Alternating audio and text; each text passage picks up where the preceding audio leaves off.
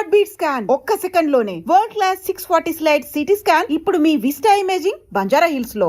అనగానే ఎందుకని ఫస్ట్ అదొక డైవర్షన్ పాలిటిక్స్ అనేది గుర్తొస్తోంది. నెక్స్ట్ బెదిరింపులు భయపెట్టడానికి వాడుకుంటున్నారు అనేది అటు బీఆర్ఎస్ చెప్తోంది, బీజేపీ కూడా అదే మాట అంటోంది. మీరెలా చూస్తున్నారు? బీజేపీ ఆ మాట ఎప్పుడు అనలేదు.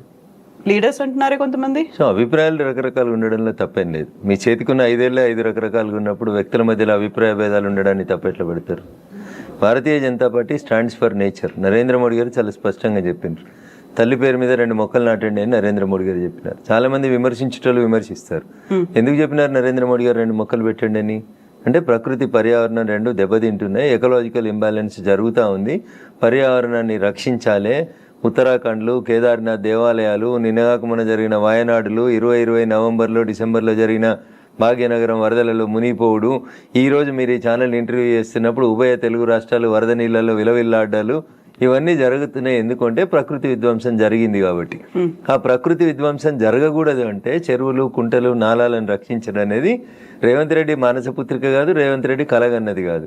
చాలా మంది తెలియక మీద చదివి మీద పేపర్లు చూసి గోల పెట్టేటోళ్ళు చాలా మంది ఎక్కువ అయిపోయారు.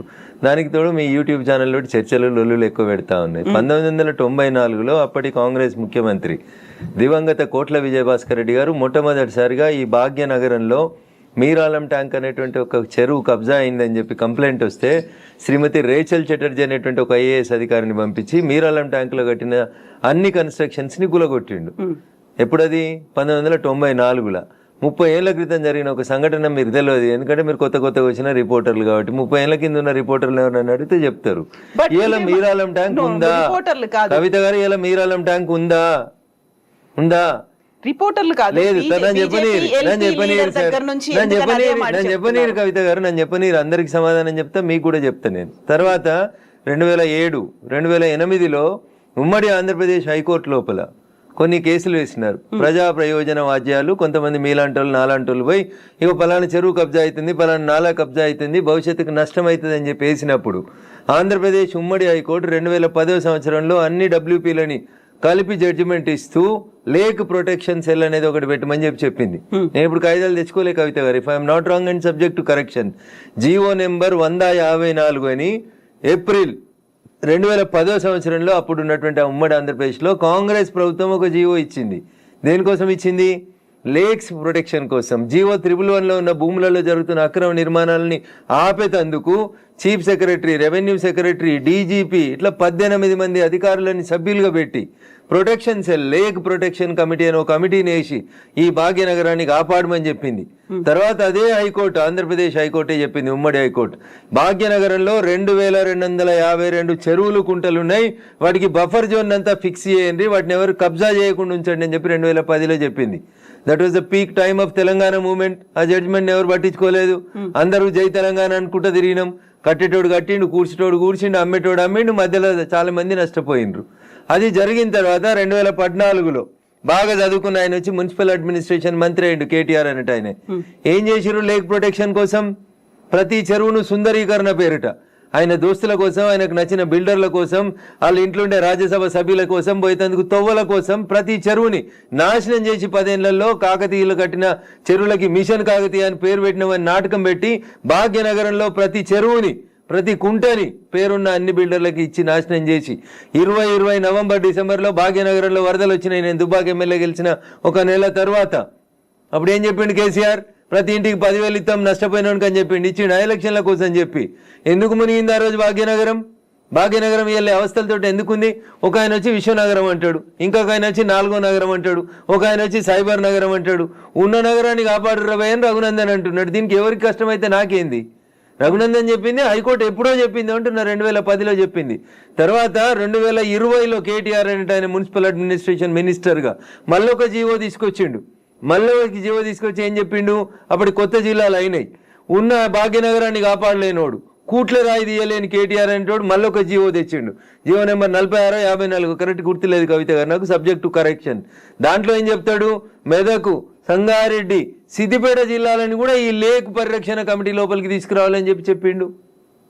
జీవో 2021లో ఇచ్చిండు, 22లో ఇంకో జీవో ఇచ్చిండు. ఇచ్చి లోకల్ బాడీస్కి ఒక జాయింట్ కలెక్టర్ ఉంటాడు ప్రతి జిల్లాలో. ఆ లోకల్ బాడీస్కి జాయింట్ కలెక్టర్ ఎవరైతే కలెక్టర్గా పనిచేస్తున్నాడో ఆయనను వీటికి లేకుల రక్షణ కోసం ఇన్ఛార్జిగా పెట్టిండు. ఎన్ని చెరువులు కబ్జా అయినాయి, ఎన్ని కుంటలు కబ్జా అయినాయి? సాక్షాత్తు రాష్ట్ర సర్వోన్నత న్యాయస్థానం హైకోర్టు చెప్పిన 2252 చెరువులు కుంటలు ఏడునే పోదాం పాండ్రి రాండి. మా జర్నలిస్ట్ మిత్రులు మరో మంచికో చెరువుని దత్తత తీసుకోరి, కాపాడు చెరువుని. రఘునందన్ ఏదో మాట్లాడుతూ ఉన్నాడు, రఘునందన్ హైడ్రాకి సపోర్ట్ చేస్తూ ఉన్నాడు, బీజేపీ ఎల్పీ లీడర్ వద్దన్నాడు. చెరువులో కట్టమని చెప్పిండా మా ఎల్పీ లీడరు? మా ఎల్పీ లీడర్ చెప్పిండు కదా, ఆ ఫాతిమా కాలేజ్ సల్కం చెరువులో కట్టిందని కూలగొట్టమన్నాడు. దాని గురించి ఎందుకు మాట్లాడారు? ఎవరిని బెదిరించినాం? మీ దగ్గర జేసీబీలు లేకపోతే మేము జేసీబీలు ఇస్తామో అని చెప్పినాం, ఇస్తామో అని చెప్పినాం. కిరాయి లేకుండా ఫ్రీగా ఇస్తామో నంబుల్లో జరులు తప్పేముంది అందులో? మా ఎల్పీ లీడర్ గది మాట్లాడింది చూసిన నేను మాట్లాడిందని మా ఎల్పీ లీడర్ ఏడో కాంట్రాడిక్ట్ చేయలేదు. ఏం చేసిర్రు? కేవలం పెద్దల్ని కాపాడడానికి పేదల కోసం ఫైట్ అనేది దీన్ని యాక్చువల్ గా ఎలా చూస్తున్నారు? పల్లం రాజు అంటే పేదోడా పెద్దోడా? పల్లం రాజు ఏ పార్టీలో ఉన్నాడు? నాగార్జున అనేటోడు పెద్దోడా చిన్నోడా? ఏం మాట్లాడతారు మీరు? మల్లారెడ్డి కాలేజీ కూలగొట్టొద్దా? మీరు పొంతన లేని ప్రశ్నలు అడగొద్దు. ఎవడు పెద్దోడు ఎవడు పేదోడు? చెరువులో కట్టినోడు పెద్దోడు అయితేంది, పేదోడు అయితేంది. చట్టం ముందు అందరు సమానలే అని ముచ్చట చెప్తాం కదా మనం అందరం. మరి పెద్దోడు అయితేంది, పేదోడు అయితేంది? వయనాడు ఎందుకు కొట్టుకుపోయింది 4 రోజుల కింద? ఎందుకు కొట్టుకుపోయింది? ఇదే NDRAలు, నేషనల్ డిజాస్టర్ రెస్పాన్సిబుల్ టీములు అన్నీ కూడా, నేషనల్ డిజాస్టర్ మేనేజ్మెంట్ టీములు కూడా అన్నీ ఏం చెప్పినాయి? అక్కడ తొలగించుర్రు ఆ కట్టడాల, చెరువులు కడ్డంగా, గుట్టల కడ్డంగా, కొండల కడ్డంగా కట్టినాయి అని చెప్పారు. తొలగించిరా? తొలగించలేదు. తొలగించకపోతే ఏమైంది? పార్లమెంట్ నడుస్తున్నప్పుడు లాస్ట్ మంత్లో చూస్తున్నాగా మనుషులు కొట్టుకుపోయారు కదా, ఊర్లు కొట్టుకుపోయినాయి కదా. మీరు ఎందుకు ప్రకృతిని విధ్వంసం చేస్తారు అంటున్నా. ఎవరిచ్చారు మీకు ఆ రైట్? ఒక సైన్స్ టీచర్ అడుగుతున్నా, పక్కకు పెట్టి రఘునందన్ ఎంపీ బీజేపీ మెదక్ పక్కన పెట్టి మాట్లాడుతున్నా.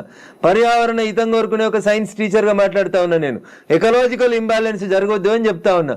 ఎకలాజికల్ ఇంబ్యాలెన్స్ జరుగుతూనే ఈ వరదలు వస్తూ ఉన్నాయని చెప్తున్నా. వీళ్ళు ఎందుకు విలవిల్లాడుతుంది దేశమంతా? ఎందుకు విలవిల్లాడుతూ ఉంది? ఈ మాటని 1917లో ఒక రష్యన్ ఎడ్యుకేషన్ హిస్టరీ చెప్తాడు టిఆర్ మాల్తూస్. ఏమని చెప్తాడు? మనుషులు 2 into 2 4 అవుతారు, 4 into 4 16 అవుతారు, 16 into 16 326 ఇట్లా పెరుక్కుంటూ పోతా ఉన్నారు. కానీ మనిషి అవసరమైనటువంటి పంచభూతాలు గాలి, నీరు ఇవన్నీ పెరుగుతున్నాయి. అట్లా మీరు పెరిగినంత స్పీడ్గా పెరుగుతున్నాయా?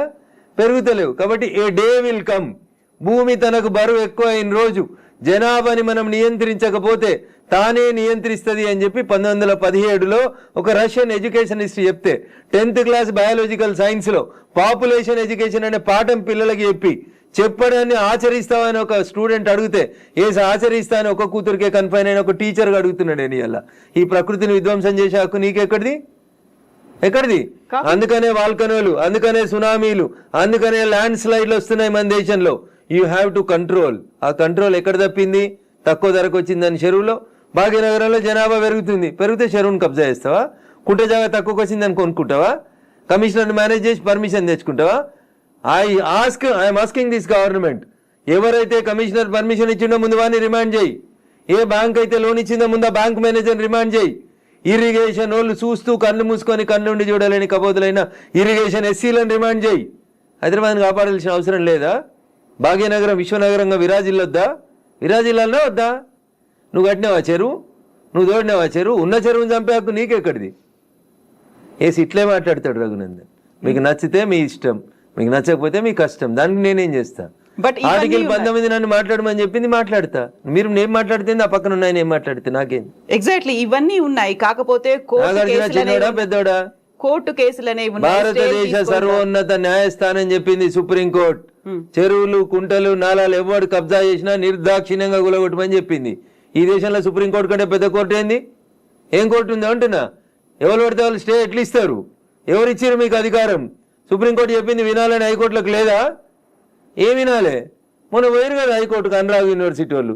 ఆయన కాయిదాలు చూసి వారం రోజులు టైం ఇచ్చి తహసీల్దార్ను ఒకవేళ FTL ఉంటే తీసేయమని చెప్పిండ్రు. దానికి విద్యార్థులను అడ్డం పెట్టుకొని ఒక ఆయన, వెంచర్ను అడ్డం పెట్టుకొని ఇంకొక ఆయన, రాజకీయ నాయకులను అడ్డం పెట్టుకొని ఇంకొక ఆయన, ముఖ్యమంత్రి అన్నున్నాడని ఇంకొక ఆయన. ముఖ్యమంత్రి అన్నున్న కాలనీ అది దుర్గం చెరువు లేఅవుట్ కాదా? అది ఎట్లా లేఅవుట్ చేసిర్రు? అప్పుడు పర్మిషన్ ఇచ్చిన GHMC కమిషనర్ని తెచ్చి ప్రాసిక్యూట్ చేయాలి కదా. దుర్గం చెరువు ఎన్ని ఎకరాలు ఉండాలి? వీళ్ళు ఎన్ని ఎకరాలు ఉంది? ఒక కొత్త చెరువు కట్టే సూరత్ లేదు కానీ ఉన్న చెరువులు మింగి రేపు భవిష్యత్ తరాల పిల్లలకి ఏమిద్దాం అనుకుంటారు మీరు? ఏమిస్తారు? బంజారా హిల్స్లో, జూబ్లీ హిల్స్లో కొండల్ని కంకర మిషన్లు పెట్టి పిండి చేస్తూ ఉన్నారు. దుర్మార్గులైన రాజకీయ నాయకులు ఆపున్నా పర్మిషన్ సార్ రేవంత్ రెడ్డి గారు. ఎందుకు ఆపవు? నీ పార్టీలో చేరింది ఎందుకు ఆయన? ఎందుకు ఆ కొండలు ఎందుకు కొడుతుర్రు? ఆపుర్రా కొండలన్నింటిని కొట్టే వాటిని. ఇది ఇప్పటికిప్పుడు జరుగుతున్న విషయం కాదు, ఏళ్ల తరబడి రాత్రికి రాత్రి జరిగింది కూడా కాదు. ఎవరో ఒకరు మొదలు పెట్టాలా? ఎందుకు జరగలేదు? ఎవరో ఒకరు అరే ఇంతకాలం నువ్వు గడ్డి తిన్నావు, ఇలానే అన్నం తింటున్నావు, it is wrong in it. మీరు గడ్డి తిన్నారు కాబట్టి నేను గడ్డి తినాలా? నాకంటే ప్రభుత్వం ముందు తప్పు చేసింది కాబట్టి నేను తప్పు చేయాలనా? Once again I'm telling I'm not supporting Revanth Reddy. ఊరు బాగుండాలా? పిల్లలు మీ కళ్ళ ముంగట వాయినాల్లో కొట్టుకుపోయినట్టు బురదలలో కొట్టుకుపోవాలని కోరుకుంటురా? నేను కోరుకుంటలేను. నా భాగ్యనగరం బాగుండాలని కోరుకుంటున్నా. ప్రపంచానికి హైదరాబాద్ ఒక కీర్తి ప్రతిష్టలు ఇచ్చిన నగరం, 400 సార్లుగా చరిత్ర ఉంది దీనికి. ఇంత మాట్లాడతారు అసలు. భాగ్యనగరాన్ని బాగమతి నది ఒడ్డున కట్టినప్పుడు ఎందుకు కట్టిర్రు? అప్పుడు ఏమైనా వరదలు రాలేదా? మూసీకి వరదలు రాలేదా? అప్పుడు ఏం తెలుసా హైదరాబాద్ చరిత్ర వీళ్ళకి మాట్లాడేటోళ్ళకి? ఈ ముఖ్యమంత్రి వచ్చి మూసీ ప్రక్షాళన అంటాడు, ఆ ముఖ్యమంత్రి వచ్చి కాళేశ్వరం అంటాడు, ఈయన 1,00,000 కోట్లు అంటాడు, ఆయన 1,00,000 కోట్లు అంటాడు. నేను వాళ్ళ కమిషన్ల కోసం మాట్లాడతలేను. నేను మల్లారెడ్డి గారు కడితే గులగొట్టుర్రి, పల్లారాజేశ్వరరెడ్డి గారు కడితే గులగొట్టుర్రి, నాగార్జున గారు గులగొడితే నేను కదా అందరికంటే ముందు మాట్లాడింది. కోర్టు స్టే ఇచ్చిందంటే ఎట్లా ఇస్తుంది కోర్టు అని అడిగిన. బరాబర్ అడుగుతా నేను. పొద్దున 6 గంటలకు కూలగొట్టుడు మొదలు పెడితే మధ్యాహ్నం లంచ్ మోషన్ అయింది, 3 గంటలకు స్టే అయింది. అది స్టే అని మీడియా మిత్రులు తప్పు రిప్రజెంట్ చేసారు.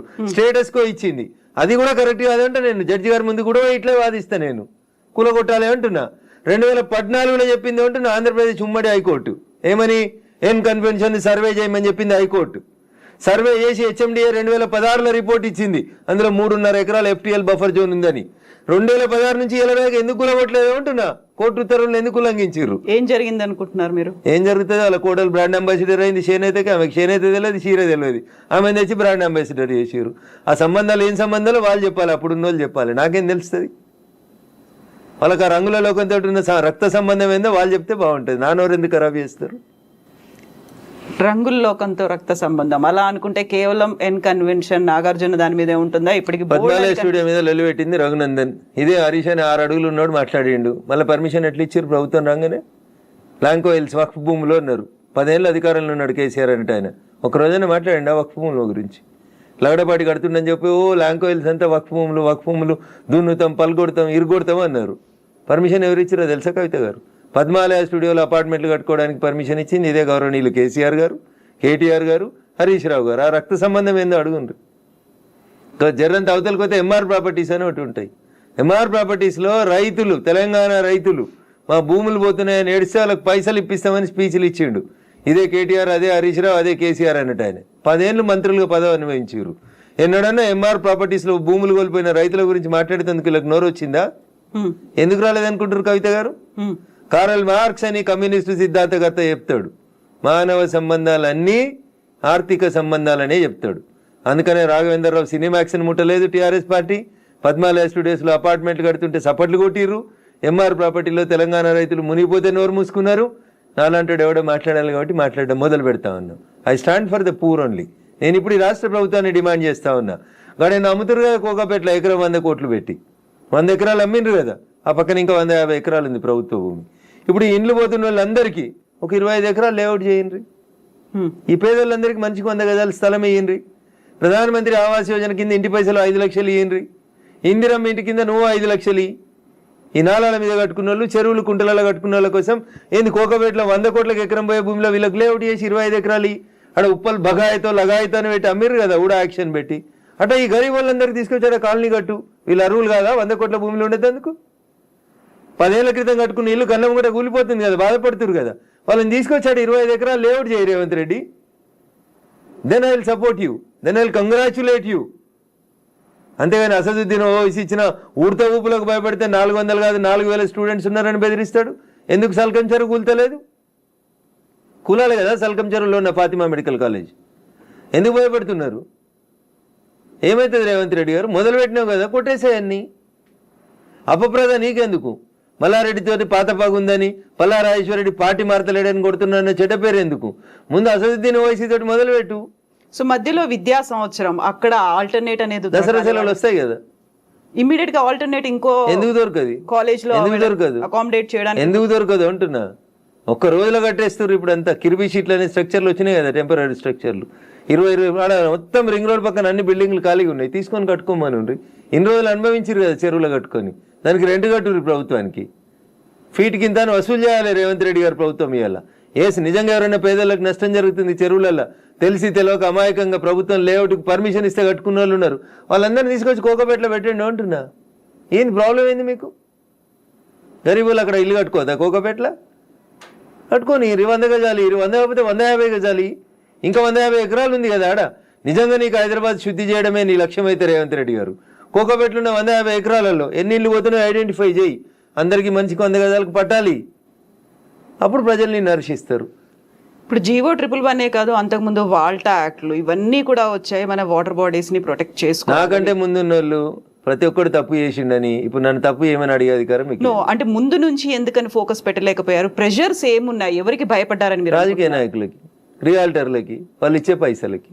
ఇంతకంటే ఎక్కువ ఏముంటుంది తల్లి? కట్టే కొట్టే తెచ్చిమంటే ఇంతే.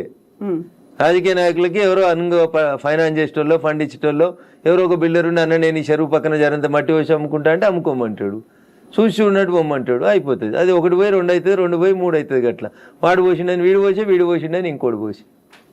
సో ఇప్పుడు మనకి వానలు, వరదలు, ఇవి మునిగిపోవడాలు ఇలాంటివన్నీ ప్రతిసారి వచ్చినట్టే. ఇదంతా ఎకలాజికల్ ఇంబాలెన్స్. ఎగ్జాక్ట్లీ, ఇదంతా ఎకలాజికల్ ఇంబాలెన్స్. ప్రకృతిని కాపాడండి, పర్యావరణాన్ని ప్రేమించండి.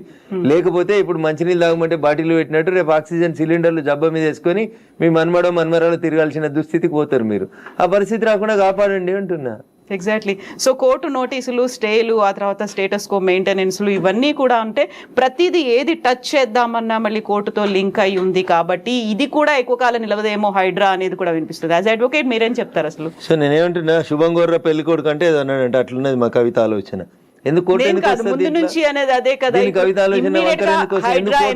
దగ్గరికి వెళ్ళింది అనగానే కోర్టు స్టే కోర్టు పరిధిలో మాట్లాడము అనే మాటలు ఎవరు? నేను మాట్లాడుతూనే ఉన్నా కదా రోజు. నో, మీరనట్లేదు, ఆక్యుపై చేసుకున్న వాళ్ళ దగ్గర నుంచి వచ్చే సమాధానం అదే, కోర్టు పరిధిలో ఉంది కాబట్టి. తప్పించుకునే ప్రయత్నం తప్ప ఏముంటది? దొంగకు తేలుగుడితే ఏం చేస్తాడు? తేలుగుట్టిందని చెప్తాడా? అప్పుడే నోరు మూసుకొని పోతాడు. గట్లే ఉంటుంది. ఏం స్టే ఉంది? స్టే ఉంది అని ట్వీట్ చేసి ఏడ స్టే ఉంది? ఏ కోర్టులో స్టే ఉంది? ఏంది స్టే? స్టేలు సంవత్సరాలు ఉండొద్దని ఇదే సుప్రీంకోర్టు చెప్పింది అంటున్నా. మా గౌరవ న్యాయమూర్తులు అట్లా సంవత్సరాలు స్టే ఇయ్యరు. స్టే ఈజ్ టెంపరరీ అంతే. 15 రోజులు, నెల, 2 నెలలు, 3 నెలలు అంతే. స్టే ఏంది? 2014లో ఎన్కన్వెన్షన్ సర్వే చేయమని 2024 దాకా స్టే ఇచ్చిరా? ఏ కోర్టు ఇచ్చిందో చూపెట్టురు నాకు. మీ అంత చదువుకోకపోవచ్చు కానీ నాకు స్టే అంటే ఏందో అర్థం తెలుసు. జర చూపెట్టుర్రి. హైడ్రాకి విధి విధానాలు లేవు, సరిగా ఏది ఫామ్ చేయకుండానే ముందుకెళ్ళిపోతున్నారు. బుల్డోజర్ సర్కార్ని తీసుకొస్తోంది హైడ్రా పేరుతో అనే వాదనని ఎట్లా చూస్తారు మీరు? మీకు వచ్చిన కడుపు నొప్పి ఏంది? మీరు ఫేర్గా ఉన్నారు కదా, మీరు నీతిగా ఉన్నారు కదా, మీరు పర్యావరణం బాగుండాలని కోరుకుంటారు కదా, ఈ భాగ్యనగరం బాగుండాలని కోరుకుంటారు కదా. In what way you are agreed by it? మీకు వచ్చి నష్టమైంది అంటున్నా. ప్రజల చేత, ప్రజల కొరకు ప్రజలు ఎన్నుకున్నటువంటి ప్రభుత్వాలు తీసుకునే నిర్ణయాలని ఏం చేస్తారు మీరు? కోర్టు ఎందుకు అడ్డుకుంటుంది? కోర్టుకుండే అధికారాలు ఏంటి? ఎంతవరకు అడ్డుకోవాలో అంతవరకే అడ్డుకుంటుంది. నేను చెప్తున్నా కదా, ఈ దేశ సర్వోన్నత న్యాయస్థానం సుప్రీంకోర్టు చెప్పింది కూలగొట్టమని. సుప్రీంకోర్టుకు భిన్నంగా లోకల్గా ఉండేటువంటి జడ్జిలు అట్లా ఇస్తారా జడ్జిమెంట్లు? నాకు తెలిసినంత వరకు అయితే ఎవరు కవిత గారు. సో ఇప్పుడు హైడ్రాని సడన్ గా తెర మీదకి తీసుకొచ్చింది. ఒక హైడ్రాని తీసుకొని రావడం అనేది భయపెట్టడానికో, బెదిరించడానికో, లేకుంటే రుణమాఫీ 6 గ్యారంటీ స్కీములు అడుగుతున్నారు కాబట్టి డైవర్షన్ పాలిటిక్స్ అనే వాళ్ళకి ఏం చెప్తారు మీరు? నేను అంటున్నా, రుణమాఫీ చేయాల్సిందే, ఇచ్చిన 6 హామీలను అమలు చేయాల్సిందే. రైతులకు చెప్పినటువంటి రుణమాఫీ, యువతకు చెప్పిన డిక్లరేషన్, మహిళలకు ఇచ్చినటువంటి మహిళా డిక్లరేషన్ అన్నీ చేయాల్సిందే. అవి చేసి ఇది వదిలేద్దామా? అవి చేయాల్సిందే, ఇవి చేయాల్సిందే. ఇది చేయమని చెప్పురు, అది చేయమని లొల్లి పెడతాం. మేము లొల్లి పెడుతూనే ఉన్నాం కదా. బీజేపీ ప్రశ్నిస్తున్న, బీజేపీ పేరిట ప్రశ్నిస్తున్న తెలంగాణ పేరిట మేమంతా నడుపుతూనే ఉన్నాం కదా. రైతన్నల రుణమాఫీ కోసం మాట్లాడితే హైడ్రా గురించి మాట్లాడొద్దా? బట్ అది డైవర్షన్ కోసమే చేస్తున్నారు అనే మాట. So I don't have any comment on this particular issue. నేనేమంటున్నా, నేను రుణమాఫీ కాలేదు, రైతులతోటి చేపించేది రైతులతోటి చేపిర్రి, హైడ్రాకి దానికి ఏం సంబంధం అంటున్నా. ఎందుకు రాస్తున్నాయి పేపర్లు హైడ్రా గురించి అంత గొప్పగా? వదిలేసారు, ఆయన పని ఆయన చేసుకుంటూ పోతాడు, మీ పని మీరు చేసుకోరి. రుణమాఫీ గురించి మీరు రాయమంటే రాస్తారా? రాయరు కదా. రైతులు మాట్లాడితే మన పేపర్లో హెడ్ లైన్స్ రావు కదా. ఏమవుతాయి మనకి? హైడ్రా మా కేటీఆర్ అంటాడు, ఆయన పోయి అమెరికాలో అంటాడు. అది ఫుల్ హాఫ్ పేజీలు వస్తుంది, పెద్ద పేజీలలో వస్తుంటుంది. ఫస్ట్ పేజీలలో 119 ఎమ్మెల్యేలలో ఆయన యువరాజు అయినట్టు ఆయన మాట్లాడితే పైన ఒక బాక్స్ కట్టి రాస్తారు మీరు. ఆయన కట్టిన జన్వాడ ఫామ్ హౌస్ నాది కాదని స్టేట్మెంట్ మారుస్తాడు. ఒక్క మీడియానైనా రాసిందా? రేవంత్ రెడ్డి అన్నట్టు ఆయన అరెస్ట్ చేసిన రోజు ఈ ఫామ్ హౌస్ నాది, ఇగో దాని మీద డ్రోన్ ఎగిరేసినావు, ఇగో క్రైమ్ నెంబర్ ఇంత, నార్సింగ్ పోలీస్ స్టేషన్ అని తీసుకొచ్చి ఒక్కరైనా రాసిరా మా జర్నలిస్ట్ మిత్రులు? ఇవాళ అది నోరా మోరా, ఇది నాది కాదు నా దోస్తుంది అని చెప్తే ఎందుకు రాయారు? ఆ రోజు స్టేట్మెంట్ ఈ రోజు స్టేట్మెంట్ రెండు పక్క పక్కన పెట్టి ఎందుకు చూపాయించారు? ఎలక్ట్రానిక్ మీడియాలో ఎందుకు చూపెట్టారు? ఎందుకు చూపెట్టరు అంటున్నా. ఎవరా దోస్తు? ఎందుకు నీకు లీజుకి ఇచ్చిండు? ఆయనకు నీకున్న వ్యాపార సంబంధాలు ఏంది? అది కదా మీరు బయట పెట్టాల్సింది. మునిపోయిన కంపెనీకి వారసుడు కదా ఆయన, నీకు జాగి ఇచ్చిన ఆయన, లీజ్ ఇచ్చిన ఆయన. 8,000 కోట్లు ఎగ్గొట్టిర్రాళ్ళు ఈ దేశంలో. అది మాట్లాడుకుందాం గట్లా. ఇవి మాట్లాడితే మంచిగా ఉంటాయి కదా కవిత గారు. ఆయన డింగ్ డింగ్ అని ఎగురుకుంటూ పోయి జొన్నవాడ ఫామ్ హౌస్ ఆ రోజు ఎందుకు చేసినావు? డ్రోన్లు ఎగురుతలేవా? తెలంగాణలో డ్రోన్ ఏడా ఎగురుతలేదా? డ్రోన్ ఎగిరిస్తే తప్ప ప్రతి పెళ్లిలో డ్రోన్ ఎగురుతుంది, ప్రతి బరాతలో డ్రోన్ ఎగురుతుంది, ప్రతి శ్రీరామనవమికి డ్రోన్ ఎగురుతుంది, ప్రతి వినాయక చవితికి లేకుండా ప్రైవేట్ ప్రాపర్టీ మీద ఎగరడం అనేది నీది కాదు కదా ప్రాపర్టీ. నువ్వెందుకు కంప్లైంట్ ఇచ్చినావు? నీకెందుకు కడుపున వచ్చింది? జొన్నవాడ ఫామ్ హౌస్ నీది కాదు కదా, నీ దోస్తుంది కదా. ఒక ఎంపీ పార్లమెంట్ నడుస్తుంటే ఢిల్లీకి వెళ్ళి హైదరాబాద్కి వస్తే ఎయిర్పోర్ట్కి వెళ్ళి పట్టుకొచ్చి రిమాండ్ చేసారు కదా నార్సింగ్ పోలీసు వాళ్ళు. అప్పుడు ఎందుకు చేసినావు? నీది కాని ఫామ్ హౌస్లో, నీ దోస్తు ఫామ్ హౌస్లో ఎవరు నీ దోస్తు పేరు చెప్పు, ఆయనకు ఆస్తి ఎక్కడిదో చెప్పు, ఏ కంపెనీ పెట్టి షేర్లు ముంచిరో చెప్పు, ఏ కంపెనీ పెట్టి వాళ్ళు ఆయన జైలుకు పోయిండో చెప్పు, అవి చెప్పు కదా. వాస్తవాలు జనాలకి తెలియకుండా చేస్తారు కాబట్టి నాలంటోడు మాట్లాడాల్సి వస్తుంది. హైడ్రామా అన్నారు, ఎవరు చేస్తున్నారు హైడ్రామా? అన్నోడు చేస్తున్నాడు అంతే. ఎవడు అన్నోడు? ఎవడు పేరు చెప్తాలి, చెప్తావా? వాని చరిత్ర ఏందో చెప్పిపోతే. మీరు అన్నారు ఇప్పుడు హైడ్రామా చేస్తున్నారని. నేను చెప్పలేదు, ఆ పొరపాటున కూడా అనలే. హైడ్రా వాళ్ళ పనులు చేసుకుంటూ పోనీరు అంటున్నా. సల్కం చెరువును గులగొట్టిన రోజు రంగనాథ్ సంగతి అడుగుతా, నేను రేవంత్ రెడ్డి సంగతి కూడా అడుగుతా. మొదలు పెట్టగానే అడ్డమైంది కాలాల కట్టే పెడతారు అంటున్నా. మల్లారెడ్డి కాలేజీని గులగొట్టకపోతే అడుగుతా నేను. స్టే ఇస్తే కోర్టుకు ఆర్గ్యూ చేస్తా, స్టే వేకెట్ చేయమని ఆర్గ్యూ చేస్తా. తప్పేముంది అందులో? నీతిగా ఉన్నా, నిజాయితీగా ఉన్నా కాబట్టి నిజాయితీ వైపే ఉన్నా, ధర్మం వైపే ఉన్నా, మా పార్టీ గట్టే ఉండమన్నది. గిట్లే మాట్లాడితే గడిదిక్కే ఉంటా. పేదవాళ్ళకు నష్టం అవుతుంది. రేవంత్ రెడ్డి దగ్గరికి పోతాం, లొల్లి చేస్తాం, కూలిపోతున్న వాళ్ళ కోసం అక్కడ లేఅవుట్ 25 ఎకరాలు చేయమని అంటుతాం. అది ధర్మం, అది కడుపు కాలినందుకు నిలబడతా ఖచ్చితంగా. So Raghunandan Rao advocate and రాజకీయ నాయకుడు, ఇప్పుడు ఒకవేళ ఏదైనా మాట్లాడాలి అంటే ఊరికే అలా ఆరోపణ చేయకుండా ఆధారాలతో సహా చూపిస్తాడు అనేది. జన్వాడ ఫామ్ హౌస్ కి సంబంధించి మీ దగ్గర అన్ని ఆధారాలు ఉన్నాయా? నేను ఎప్పుడు దాని మీద ఇన్వెస్టిగేషన్ చేయలేదు నేను. ఎందుకని? నేను వ్యక్తిగత జీవితాల్లోకి, ఎవరి జీవితాల్లోకి పోవాలనుకోలేదు. సరే, అప్పుడు రేవంత్ రెడ్డి పోయినాడు, ఆయన దగ్గర ఆధారం ఉంటేనే పోయిండని నేను అనుకుంటున్నా. అది వాళ్ళిద్దరికి సంబంధించిన వ్యక్తిగతమైన పంచాయతీగా చేసుకున్నారు వాళ్ళు. Let it be decided. నేను ఇవాళ అడుగుతుంది ఏంటంటే, మీకు జన్వాడ ఫామ్ హౌస్ నాది, నా వ్యక్తిగత జీవితానికి భంగం వాటిల్లింది, మా ఫామ్ హౌస్ మీదకి వచ్చి డ్రోన్ కెమెరా ఎట్లా ఎగిరేస్తారు, ఇవి రఘునందన్ మాట్లాడలే. ఆ రోజున యువరాజు కేటీఆర్ మాట్లాడిండు. మా ప్రైవేట్ ఆస్తులకు వచ్చి డ్రోన్ కెమెరాలు ఎగిరితే కేసు పెట్టమా అని మాట్లాడిండు. ఇవాళ ఆ ఫామ్ హౌస్ నాది కాదు అని చెప్పడానికి అది నోరా మోరా అని అడుగుతున్నా. దానికి సమాధానం చెప్పు. ఏం పెట్టి కడిగిరు? ఫినాయిల్ పెట్టి కడిగిరా? 3 ఏళ్ల కింద రేవంత్ రెడ్డిని రిమాండ్ చేసిన రోజు నీ ఫామ్ హౌస్ ఎట్లయింది? ఇవాళ అది నిబంధనలకు వ్యతిరేకంగా పెట్టిరని గవర్నమెంట్ ఇన్వెస్టిగేషన్ చేస్తే అది నాది కాదు, మా దోస్తుది. ఇంత దారుణమైన అబద్ధాలు ఆడితే ఎట్లా? నేను అడిగిన దాంట్లో ఏమైనా తప్పుంటే చెప్పురు కవిత గారు. మీకు డౌట్ ఉంటే నేను ఆ రోజు కేటీఆర్ మాట్లాడిన మాట, ఈ రోజు కేటీఆర్ మాట్లాడిన మాటలు 2 పంపిస్తా. ఈ ఇంటర్వ్యూ మధ్యలో ఆపి అది ప్లే చేయండి, తెలుస్తుంది మీకు. జనాలకు వాస్తవాలు చెప్పుముర్రి. ఎస్. ఇప్పుడు పేదలకి సంబంధించి కూడా వాళ్ళు 30-40 ఏళ్లుగా వాళ్ళు ఆ ప్రాంతంలో ఆశ్రయం పొందుతున్నారు అనుకున్నప్పుడు వాటిని కూడా కూల్చేస్తున్నారు. Not only in Hyderabad, Mahabubnagar కూడా వెళ్లారు అని బీఆర్ఎస్ లీడర్స్ చూపిస్తున్నారు. ఎవరికైతే ఓటేసి గెలిపించుకున్నారో వాళ్ళు ఇప్పుడు వీళ్ళని పేదలు నిరాశ్రయులు చేస్తున్నారు అనేది. కవిత గారు, దీన్ని 2 పార్శ్వాలుగా చూడండి దయచేసి. హైడ్రా చేస్తున్న పనిని అభినందించుర్రి. చెరువులు, కుంటలు, నాలాలలో కట్టినవి తొలగించుండ్రి. ఒకవేళ అందులో నిజంగా గరీబోడు ఉంటే, ఎంక్రోచ్మెంట్స్ లేవు, పేదోడు బలైండు, అక్కడ ఒక మున్సిపల్ లేఅవుట్ అయింది, ఆ లేఅవుట్ ప్రకారం వాళ్ళు కొనుక్కున్నారు అని అంటే ప్రభుత్వం వాళ్ళకి ప్రత్యామ్నాయ ఏర్పాట్లు చేయాల్సిందే.